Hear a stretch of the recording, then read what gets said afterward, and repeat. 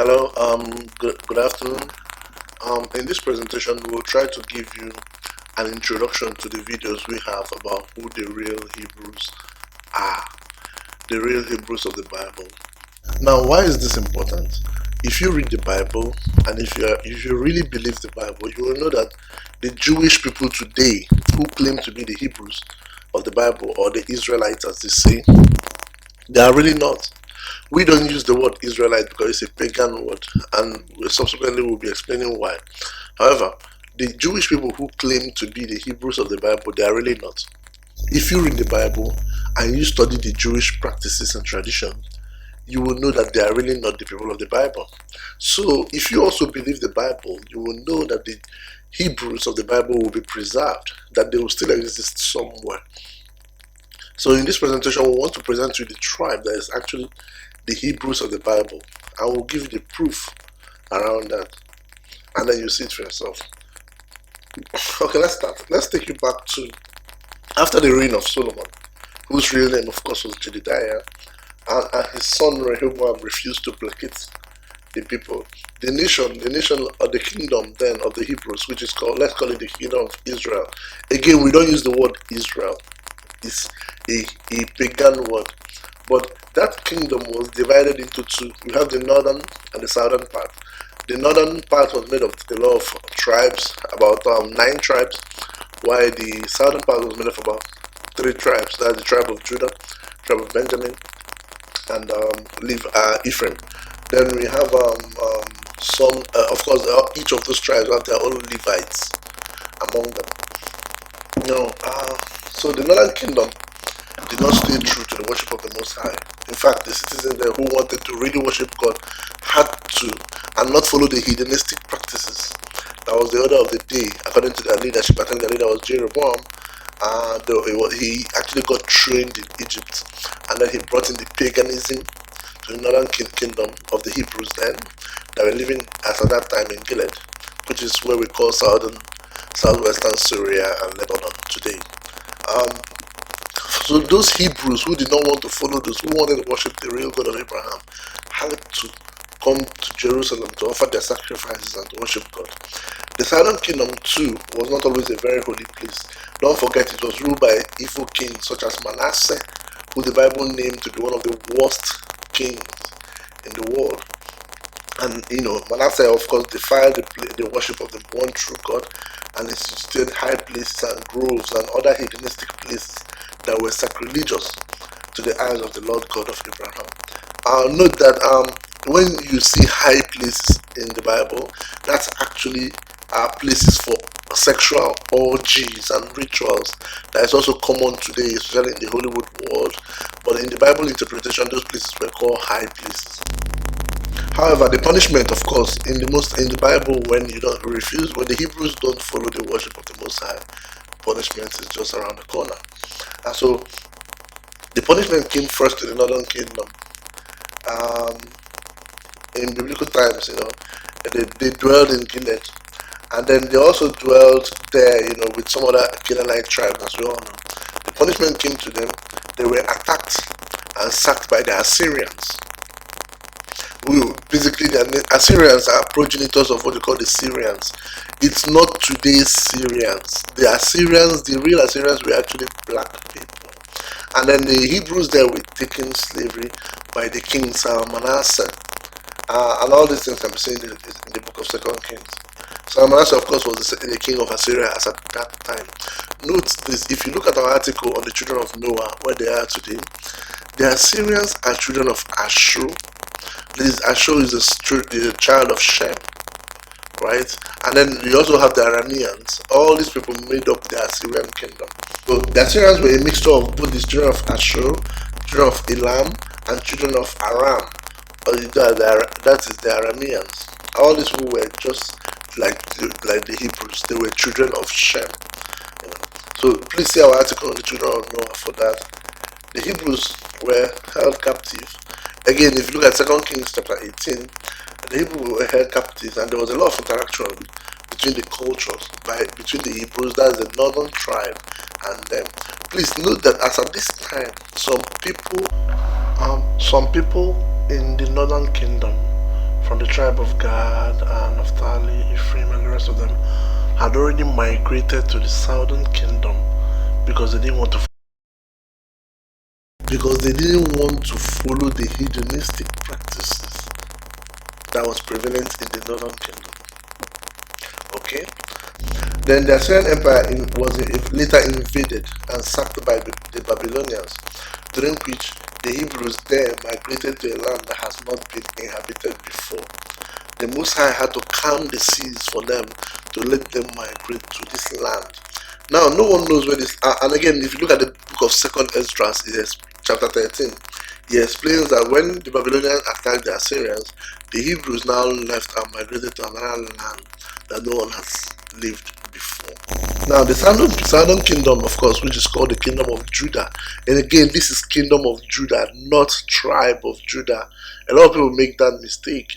When they mention Judah, it's not the tribe of Judah, it's the kingdom of Judah, which includes both the tribe of Judah, the tribe of Benjamin, the tribe of Ephraim, and other tribes from the north, other people from the tribes in the northern kingdom that actually ran into Jerusalem for protection when Jerusalem was the northern kingdom was under attack.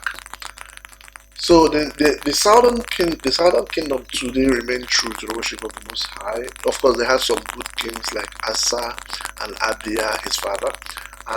However, there were also some very evil kings like Manasseh. So in the book of Second Kings, the Most High said that He will take away Judah, that is the kingdom of Judah, from His eyes, just like He took away Israel. And of course, Israel was what the Bible calls the northern kingdom. And again, we don't use that word Israel, but for the purpose of this discussion, I'm going to use it, but we don't use it as a pagan word. As the northern kingdom, right? The Most High said He would take Judah away from His eyes, like He took away the northern kingdom from His eyes. And this is in the book of Second Kings, chapter 23, verse 26 to 27.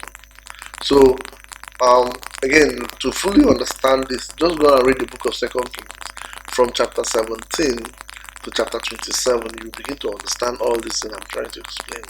And also, if you read the book of Second Esdras, chapter 13, it will show you how the Hebrews that were held captive in Assyria, when the Babylonians attacked, they migrated to a foreign land that no one knows where they are.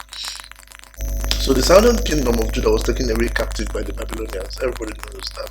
It's also in the book of Second Kings, chapter 25, in verse 21. The Babylonians took the southern kingdom, that's the kingdom of Judah, the remaining Hebrew tribes. They took them slavery. They took them to Babylon. Now, Babylon is in where you call, the Bible calls it east of the land of Shinar. Actually, in today's world, it's around the area where we call Iraq, and Iran is in that area, that Persian Gulf area. So, the Babylonians took the Hebrews, the remaining Hebrews in Jerusalem, slavery there when Nebuchadnezzar, of course, attacked the Hebrews. But the Babylonian Empire did not last forever, as we all know. In fact, it disintegrated, creating some vacuum. And there were, of course, breakaway empires. Even the Egyptian Empire actually came out of that. The Babylonian Empire extended all the way to Egypt. And then when it broke away, different empires and different power structures actually emerged from that. At that time, the people that they ruled kind of went back home, probably even while they were still under the Babylonian rule. Because the empire was so large, the people that they ruled, had to even stay at home while they are still being ruled from Babylon. So it became more like a colonial system. While they were being ruled by the Babylonians had to tax them from their own home. Now, I want you to think about the cocktail of culture that existed in that Middle East as at the time of the Babylonians. Think about the cocktail of culture that existed in that area, from Egypt all the way to where we call, to maybe Afghanistan. Those areas that the Babylonian Empire kind of controlled. I want you to think about the cocktail of culture that existed around that time. First of all, you have the Chaldeans. The Chaldeans are the people of Nimrod. They are the children of Cush that founded the Babylonian Empire in the first place. Again, Babylon as an empire was built much long ago under Nimrod.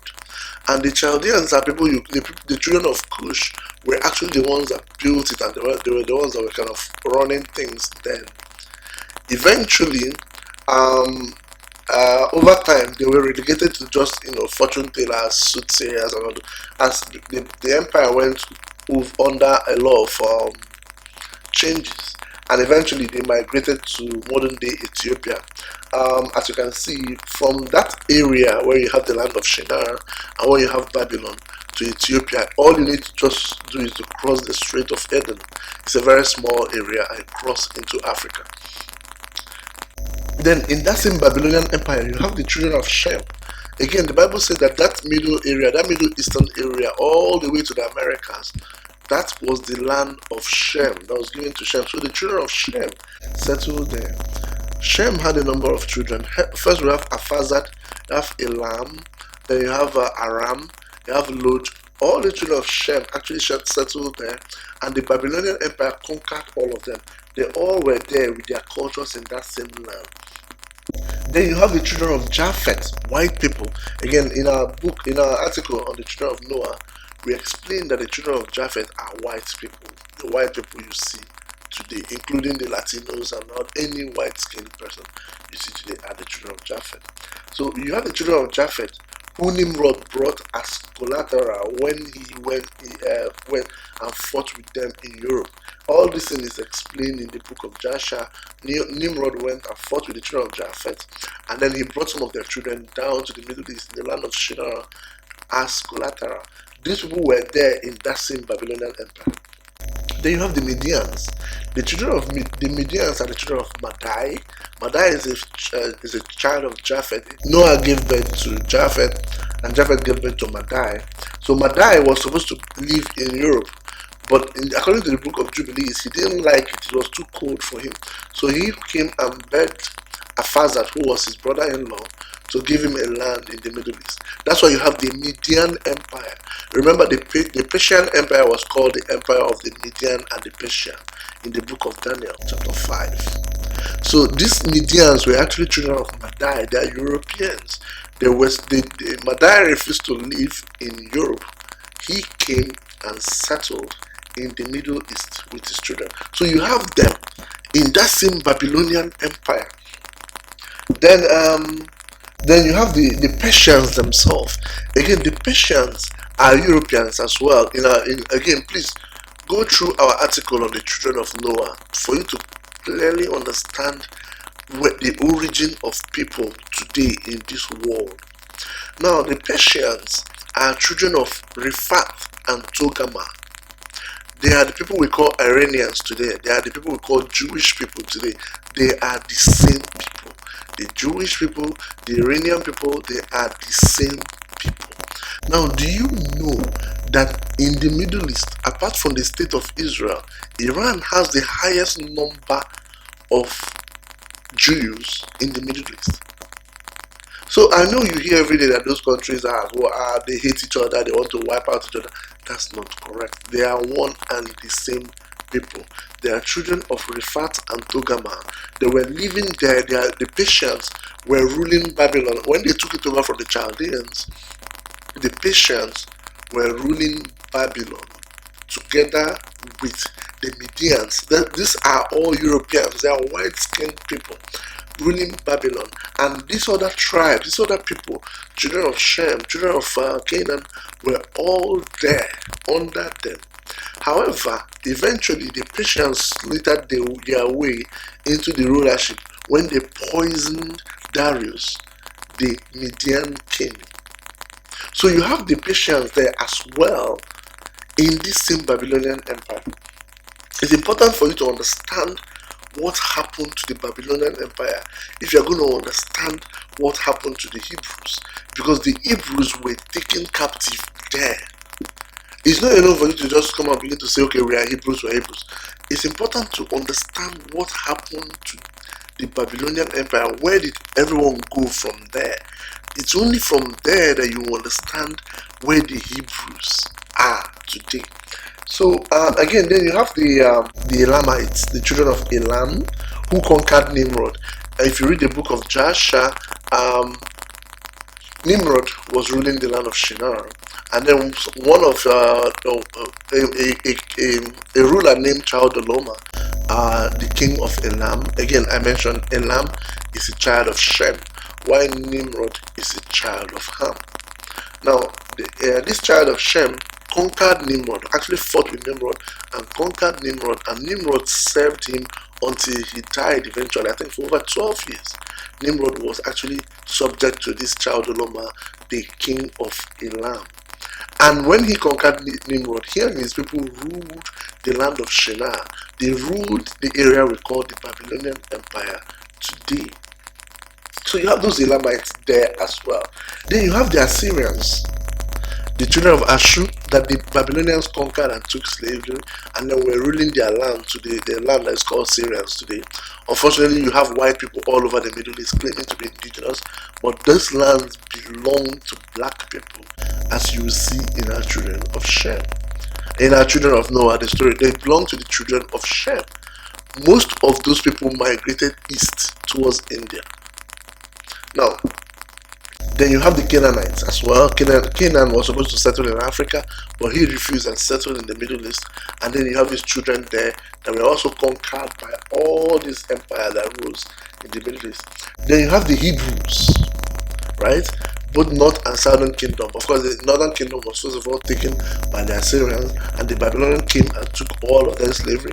And then you have the Southern Kingdom as well, that was equally taken by the Babylonians as slaves. All these things, it was a cocktail of culture in the old Babylonian Empire. It was a cocktail of culture. Now, so all this overhead meant that the Babylonian kingdom broke apart.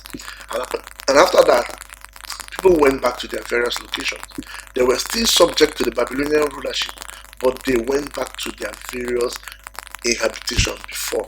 That means that the Hebrews returned to Jerusalem and dwelt in the cities around Jerusalem, Samaria, and the rest of them. The Canaanites or the Jebusites also returned, and they lived in the same area. These were the Samaritans and the Edomites. And of course, if you read the New Testament very well, you will realize that the Hebrews were dwelling in the same location as the Samaritans and the Edomites and the Canaanites. Everybody, they were all dwelling together. They just have different villages, like, south side, north side, different quarters, villages where specific people will live. Like the Hebrews may live in the north side, the Samaritans may live in the south side, the Canaanites may live in this area or that street, but they were all living around about Jerusalem, right? And then the Assyrians also went home, and they all lived in their area, in that same area of Bashan, area that we call Gilead, that we call Syria today. Everybody went home and were living in their same in the same area. Then the other children of Shem, that is the Ludites, the Elamites, and some other children of Ashur and Aram and Aphazad traveled east to India. Then and when I mean India, I mean the continent that we call India today. These were originally black people. If you go to India, the majority of them are actually black skinned. Don't mind the Indian movies. You show that extreme. They only show white people in India. I mean, it's the racism there is ridiculous. But the majority of the continent is made of black people, and these are children of Shem that migrated to that area. Not only India, they migrated to the Indo-China islands, to Australia. They are the people that we call the Aboriginals of Australia, to New Zealand, to Papua New Guinea. These are all children of Shem. And from there, they migrated to the United States, to Americas, both North and South America. These are all children of Shem. And these are the true people. They are not Hebrews, but they are children of Shem. They are the ones that built these giant stone heads that you see all over Mexico. They call them the Olmecs. These are the ones that built it. And if you look at those stone heads, they have Negroid features. That's because they are Negroes. Negroes are children of Shem. Most people say, oh, they look like Africans. No, they look like Africans, but they only look like Southwestern Africans. They don't look like East Africans. Okay, those Olmec heads actually look more like Aborigines of Australia, of Haiti, of Hawaii, of New Zealand, then they look like people from Kenya or something. They don't even look like people from Kenya or Ethiopia or something like that. So those are children of Shem that migrated to the Americas. And again, you need to understand, look at the map of the world and look at it like a flat Earth map. And then you see the migratory routes. You look at this circular pattern, you see that it's easier to migrate from India, New Zealand, Australia, or it's easier to migrate from there to the United States, or I mean to the Americas, or from there to maybe Brazil or something. It's easier to migrate in that pattern. And that's the migratory pattern that happened. Some other children of Shem also remained in the Middle East, and most of them were the Hebrews. So that remained in Jerusalem, because again, don't forget, the Hebrews have this giant temple in Jerusalem that Solomon built. This giant temple, and even though the Babylonians had taken away the gold, the temple was still there. It's a huge temple, still there. So the Hebrews were always gravitated towards this their temple. And so when the Babylonian Empire collapsed, they returned to Jerusalem around their temple and tried to resume vestiges of their worship. Unfortunately, as at that time, the Hebrew language was gone already. The language that was spoken by that time is called the Aramaic language, the language of the children of Aram or the Arameans. The language that was spoken in Assyria, that's what was spoken in what we call the Promised Land as at that time. So by this time, the Babylonians maintained their rule in a religious sense. These were mainly the children of Togarmah and the children of Rephath. These were all children of Japheth, white people. They are the people we call the Jewish people today. They are actually Babylonians. So they maintained their rule by inserting their system of worship into the religion of the people around them, like the Hebrews. For instance, they inserted names like Rabbi, Sadducee, Pharisee into the Hebrew religion. Those things do not exist. Those things are actually Babylonian. Go and look at their Exodus and Leviticus and Deuteronomy. Moses was not told by the Most High to appoint a bunch of rabbi or a bunch of Sadducees or a group of Pharisees. Those things did not exist in the Hebrew. But because there was so much confusion as at that time, and a lot of people have actually lost their identity and forgotten their languages, these people inserted their Babylonian worship into the Hebrew system of practice. You understand? So even till this very day, they are called Babylonian rabbis. They are not Hebrews at all. It has nothing to do with the Hebrew religion. That is how these children of Togarmah and Rephath, they brought in their Babylonian practice into Hebrewism.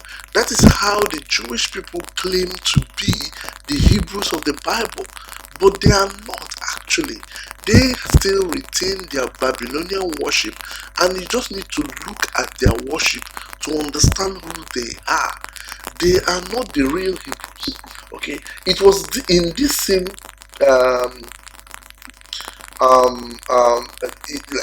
like I said, in the Middle East at that time, the language that was spoken is called Aramaic. Most people have forgotten their language and culture, so it was a cocktail of different people. Kind of like, it's like what you have now in the United States, where the black people, the European whites, the Native Americans, the Middle Eastern, the Latinos, all of them have no clue about their native language. They know they are not from the United States, they know they migrated somehow, but they really have no clue about the culture they migrated from.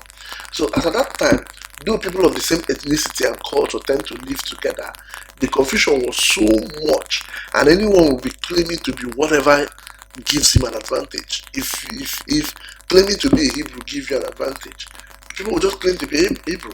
Many warlords and prophets and fortune tellers arose in that time just to make a quick buck from the people. The children of Togarmah and Rephath, the white people, the Babylonian priests then, were claiming to be Hebrews. Why were they claiming to be Hebrews? Because, again, claiming to be Hebrews seemed to be the most profitable thing. Don't forget, the Hebrews have this giant temple in Jerusalem. So the children of Togarmah and the Jewish people, that's the children of Togarmah and Rephath, actually took opportunity of that and claimed to be Hebrews just for the economic gain of it by bringing their Babylonian practice. These were Babylonian priests, or rabbi. They brought in their Babylonian practices into the Hebrew religion. And people have forgotten their culture. You can't go back and tell someone, oh, you know what, you are not. Because you don't really know. You don't know for sure. So, again, not only that, the Samaritans too were claiming to be Hebrews. If you remember in John chapter 4, the Samaritan woman told Christ that Jacob was their father. Can you imagine that? Samaria is a city of the Canaanites. There was no way Jacob is the father of the people of Canaanites. You know. So, but everybody was claiming Hebrewism as at that time because of the economic benefit that comes from this temple of Solomon right there in Jerusalem. So you have the Canaanites, the Hebrews, the Arameans, and all these people living together in one big pile of confusion. And the Babylonians, the Babylonian priests, these are the white people, the children of Togarmah and Riphat, were running things in the name of religion, while everyone else was claiming to do whatever gives them an advantage. In fact, at that time, though remaining Hebrews live together and can trace their origin and family, the whole structure of the Hebrew was gone. If you remember in the book of Chronicles, the Hebrews, different Hebrew tribes had where they lived. For instance, the tribe of Reuben and the tribe of Gad lived up north, where they call the land of Gilead. They also lived there with half of the tribe of Manasseh. They all live there up north. The tribe of Benjamin, the tribe of Judah, they all live down south, and all those. Everybody have where they live. But after the Babylonian captivity, when everybody returned, again they returned ingloriously because they didn't like the whole thing just capitulated on itself. So the Babylonian priests were still in charge, but everybody returned to one big pile of confusion. There was no longer tribes living separately again. You can trace your tribe. You can say, okay, fine, I'm from the tribe of Judah, but it doesn't mean that you have these special quarters where the tribe of Judah lived, or you have a special area where the tribe of Naphtali lived. The Hebrews at that time were living in separate villages, along with the Canaanites, the Arameans, the Assyrians, and whatever is left of the people that came back. And then the children of Riphat and Togarmah were running things. Okay. So again, it was in this condition, in this situation, that Christ was born. Christ did, at that time, the Hebrew language was gone. Christ did not speak Hebrew. For people who think that Christ never spoke Hebrew. As at the time he was born, the Hebrew language was gone. Christ spoke Aramaic. That was the language that was being spoken by both Hebrews and non-Hebrews in the Middle East at that time, and that was the language that Christ spoke. So Christ was born into this big pile of cultural mixture, and like I said, he spoke Aramaic.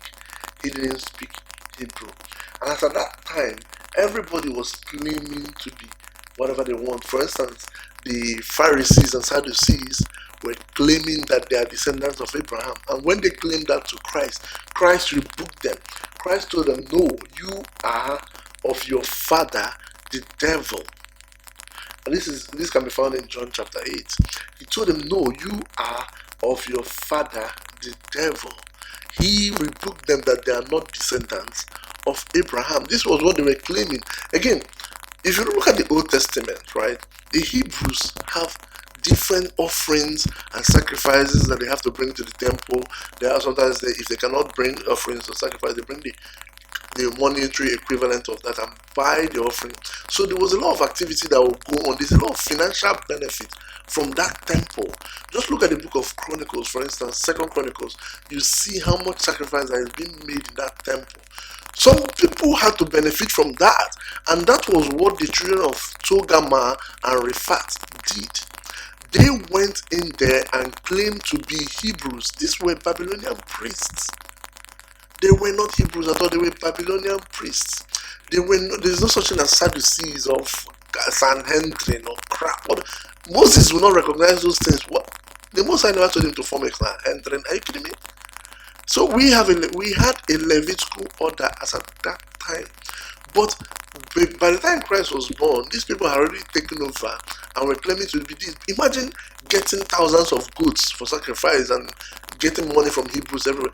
And people were coming to Jerusalem to sacrifice, and all you need to do is just to pretend to be one of them. And that's how this thing happened. So these people now took over their identity. They stole the identity of the Hebrews as at the time Christ was born. And that's why when they claim to be descendants of Abraham to Christ in John chapter 8, Christ told them that you are of your father the devil. Christ was not being bitchy when he said that. He was making a statement of fact. So okay, so that's the situation. And again, the Samaritans, again, even before they claimed to Christ that they were descendants of Abraham, they already claimed to John the Baptist that they were descendants of Abraham. When they came to Christ to claim that Christ shut them down, the Samaritan woman by the well also did the same thing to Christ and said that their father is Jacob. And Christ told her, you guys do not know who you worship. Okay, they don't know because Jacob was nowhere near the father of the Samaritans. Are you kidding me? The Samaritans are children of Canaan. Canaan is a child of Ham. Christ and the Hebrews are children of Shem. Okay, so let's go. This is the situation everyone was claiming, and again, like I said, there's monetary benefits to claiming Hebrewism at that time. The Hebrews coexisted with people of other tribes. The Hebrew kingdom at that time was already collapsed, but the Hebrew people were living in that Middle East area with these other people. So it's like the situation we have now, where the Native Americans, the Negroes, the people from Cuba, Haiti, Mexico, everybody's claiming to be Israelite. We are Israelite, we are Hebrew Israelites. That's the same situation we have in those days. Right now, even the Celtics, the English people, the Russians, the Ethiopians, everybody they are claiming to be the Iraqis. I've seen presentation that the Iraqis are the real Hebrews. So everybody's claiming that is the kind of situation we have 2,000 years ago. That's what we have now, where everybody's claiming to be Hebrew. The Jewish people, of course, came out and started claiming it for hundreds of years ago, and most people are giving them a pass for that. Now, the whole world is claiming to be Hebrews. It is to clarify this confusion that we are bringing out this video, and we just want, this is going to be an introduction. We are going to be introducing you to the tribe that is the real Hebrews of the Bible. And we're not just going to say this without proof like these other people do. We are going to be presenting our cultural practices that are not only biblical, but we had these practices that were in the Bible long before we saw the Bible. Okay, most people who claim to be Hebrews, they literally have no proof. I was conversing with a lady on the internet, and she told me that she was from the tribe of Issachar, and she was a Mexican. I was like, okay, that's nice. Why do you think you're from the tribe of Issachar? And she quoted somewhere in the book of Genesis when it was mentioned that Issachar is like the mule that rests. And she said, because Mexican, please get this, just get what she said. She said, because Mexicans are known to take their siesta, as they like sleeping in the afternoon, they are from the tribe of Issachar. And I was like, wow. So you are going to claim an identity just because you take a nap? Are you kidding me?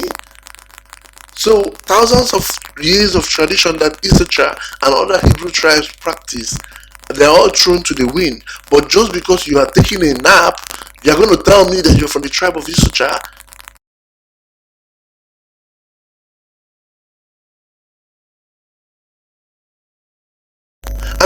And again, for you to see how ignorant and stupid these things sound, the Bible said that Issachar is like a mule that takes a rest. It didn't say that Issachar is the one taking the rest. It says that Issachar is like a mule that takes rest. Not Issachar himself taking the rest. Okay, another thing is, have you ever seen anywhere in the Bible where, I don't know, maybe the Most High tells a prophet to go and prophesy to the children of Issachar, and the prophet said, you know what, Most High, I cannot go right now because they'll be taking a nap? What kind of nonsense is that? So these are, people don't take them seriously when they say this. The Negroes in the American continent, a large majority of them are Hebrews. Actually, they are Hebrews, and we will be presenting that in this presentation. However, when they say that they are Hebrews because they are taking a nap, nobody's going to take you seriously. Even you won't even take yourself seriously when you say that kind of thing. So most people that claim Hebrew origin, they really literally have no proof to support it. Not even the Jewish people can support it with proof. Their customs has nothing to do with the Bible. They practice a matrilineal system, which is direct opposite of what the Bible practices. So we will be presenting our culture, our people, and we'll be presenting it here to you, the cultural practices we had before we even heard of the Bible, with proof. And what we're going to give you here can be, the proof we're going to be presenting here can be verified by anyone. Who are we really? We are a tribe in southeastern Nigeria called the Igbo tribe. Yes, that's our name, the Igbos in southeastern Nigeria.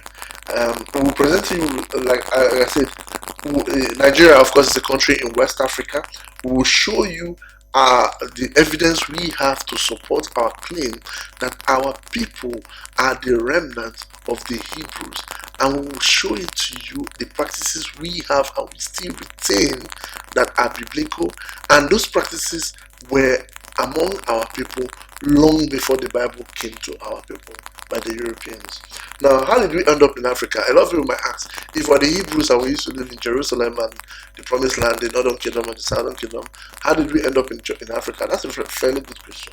From what I've said earlier, right, we were living with the people in Jerusalem, both North and South. All of us were living together with the Idumeans, the Canaanites and everybody, until the Romans attacked in 70 AD. Right? When the Romans attacked, we fled to North Africa, the Atlas Mountains in North Africa. If you read the complete works of Josephus, he mentioned that the Hebrews that escaped the invasion of Jerusalem actually fled and took refuge in the Atlas Mountains in North Africa. And this again is a telltale sign for those who think that the Jewish people, because the Jewish people, from the documents I've read, when Rome attacked, they now dispersed all over Europe, and that's how they ended up in Europe, which is ridiculous. Rome that attacked Jerusalem came from Europe. You cannot run in the direction of your attacker. Nobody does that. If I come to attack you with a gun and everything, you can't run in my direction. So the Hebrews cannot be running into Europe when they're being attacked by Europeans. It doesn't make sense. That's totally ridiculous. So anyway, when the Romans attacked, we ran into North Africa. Then later on, eventually North Africa became really hot with Islamic activities, Islamic jihad, or what you call Mohammedism, right? Again, Islam was a religion that was practiced at that time, but by both the Canaanites, the Assyrians. It's an old religion, much older than Muhammad. Yes, at that time it was called, I think, Assyrian mythology. It's an old religion. If you want to know how old Islam is, go and read the book that is in the Arabian Nights. It's called The Story of Ahika. This was pre-Christ time. They were practicing forms of Islam as at that time, even before Christ. So now, when North Africa became hot with jihad activities, the Hebrews there migrated. We crossed the Sahara Desert. The likely migratory route is through the river Niger. From the Atlas Mountains, we went down through the river Niger all the way and sailed from it. The river Niger is a river that starts from what's called the Fruta Jalon Mountains in Guinea-Bissau, some very near North Africa. It's a northern African country actually, and then it empties into the Atlantic Ocean at an area where you have Igbo land today. So we migrated from Jerusalem to the Atlas Mountains. From there, through the river Niger, we migrated down to southeastern Nigeria, and there we lived in peace in unwalled villages until the house of Magog found us out. That's the British people found us out and took us slavery to the Americans.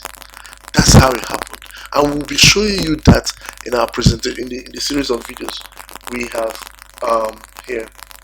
So what about the Negroes in America? You see, like I mentioned, the Negroes in America, they claim to be Hebrews and they give very ridiculous reasons for it. This is, I don't know, it's ignorant, because in the 60s and the 50s and even up to the 80s, the Negroes in the Americas knew their Igbo origin. You see, the Ezekiel chapter 38 prophesied that the house of Magog, under the leadership of Gog, will attack Israel, the Hebrews, when they are living in unwalled villages. It kind of is a prophecy that prophesied we're going into slavery. When the British got involved in slave trade, they traded almost exclusively Igbos. Almost exclusively. The majority of their slaves were taken from Igbo land. So the Negroes in the Americas, if you are a slave, if you are a Negro in a British colony, you are most likely Igbo. You are most likely a Hebrew. That is because you are Igbo. Our people were sold to slavery mostly by the British. The Portuguese didn't really trade much on our people. It was mainly the British. So if you ended up as a slave in a British colony, you are most likely a Hebrew because you are Igbo. And in these videos, in these 11 videos we have, we'll be showing you proof of that slaves themselves wrote that these slave masters will not treat anyone that is not Igbo, and you will see relics, vestiges of Igbo language in British colony, all the way from the United States, Cuba, Barbados, Haiti, Jamaica, and again, remember Haiti used to be part of Louisiana in the United States. So you will be seeing vestiges of the Igbo language there, and we'll present these things in the 11 videos we present. So the Negroes in the Americas, when they claim to be Hebrews, a large majority of them are, especially if they are in British colony. If they are not in British colony, well, it can be neither here nor there. Not everyone sold to slavery is Hebrew. Slavery is being practiced all the world over. Even till this very day, there's slavery going on. Not everyone that went to slavery is a Hebrew person. I've seen some people ridiculously say that only the tribe of Judah were taking slavery. If you read Deuteronomy chapter 28, it didn't say only the tribe of Judah will be taking slavery. I don't know where they got that from. So the Negroes in the Americas, they are right. Most of them are right by saying that they are Hebrews, especially if they are in the British colony. But they have to acknowledge their Igbo origin. When I look at their presentations, they make it sound like they ran from Jerusalem to the shores of Africa, just waiting, lying down there, waiting for the white man to come and take them slavery. Doesn't make any sense. So we ran from Jerusalem, we came to West Africa, and we settled in mass and in peace for a long time until the house of Magog found us out and sold our people to slavery. Almost every Igbo family, if every Igbo family, have relations that were sold to slavery. So what's the next thing for us? When you realize, after seeing our presentation, perhaps you give us a 5% chance or a 10% chance of being Hebrew, whatever. Even if you give us a 0.00001% chance, we will take it. You know why? Because the scripture made it very clear that covenant was made between the Most High and the house of Jacob, not with the other nations. And so what's the next step? What are we to do now? Does that mean that we have to go to Israel and ask them to give us a plot of land? Of course not. What it means is that we have to look at Hosea, the prophet Hosea chapter 6 from verse 1. It says, let me read it. It says, "Come, let us return to the Lord. He has torn us to pieces, but he will heal us." It's time for us, when we realize that we are the people of the Bible, it's time for us to return to the Most High. It's time for us to return to that covenant. Wherever we are, whatever we do, we have to return to the worship of the Most High. And that's what we try to do here in our congregation. We are just a group of people, very few people. We are of the Igbo tribe. We've realized that we are of the Hebrew descent, and we don't have a place of worship or anything. We just go through the Bible and do what the Most High says. We keep the Most High's calendar. We call the Most High by his real name, and then we offer just follow the offerings and the holy days and the feasts like he said we should. That's what we do. We are just a few people. We don't, like I mentioned, we don't have a place of worship, and we don't have plans of building one. If you are really convinced after going through this series of videos, if you are convinced that you found the real people of the Bible, please feel free to join us. Whether you are Igbo or whether you are not Igbo, whether you are Hebrew or whether you are not, you can worship the God of the Hebrews. It's not exclusively for the Hebrews. if you're convinced that you found the real people of the Bible, please feel free to join us. We are not a denomination. We don't collect offerings. We don't collect tithes. We don't even encourage anybody to give anybody tithes. Those things are totally criminal. So we just come together. Our offering to the Most High is our piety, our obedience to His laws. And we pray that the Most High will guide you in your decision. May the name of the Most High be praised and blessed forever. Salah.